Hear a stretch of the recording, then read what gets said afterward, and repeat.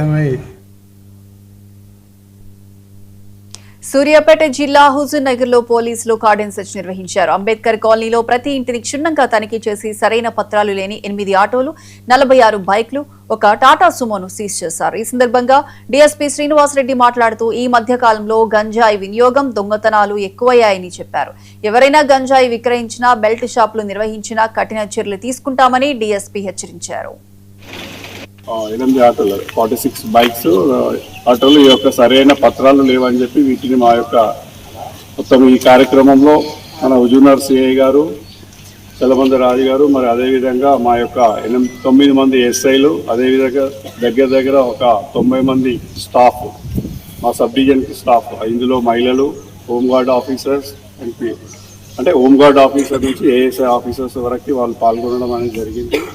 ఇందులో ప్రతి ఇంటిని క్షుణ్ణంగా పరిశీలించి ఏమైనా ఇల్లీగల్గా సారా కానీ, లేకపోతే బెల్ట్ షాప్కి సంబంధించినవి కానీ, లేకపోతే ఎలాంటి మారణాయుధాలు కానీ ఇలాంటివి ఉన్నాయని చెప్పి చెక్ చేయడం జరిగింది. అదేవిధంగా వారి యొక్క బైకులను కూడా ఒక 46 బైకులు, 8 ఆటోలు, ఒక తుఫాన్ వెహికల్ని కూడా సీజ్ చేయడం జరిగింది.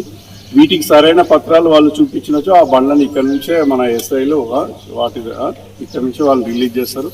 సరైన పత్రాలు లేని వెహికల్స్ మాత్రం పోలీస్ స్టేషన్ తరలిస్తాము. అక్కడ మళ్ళీ తర్వాత వాళ్ళు అక్కడ కూడా వచ్చి వారి యొక్క పత్రాలను చూపిస్తే వాళ్ళ వెహికల్స్ రిలీజ్ చేస్తాం. లేదంటే దానికి సంబంధించి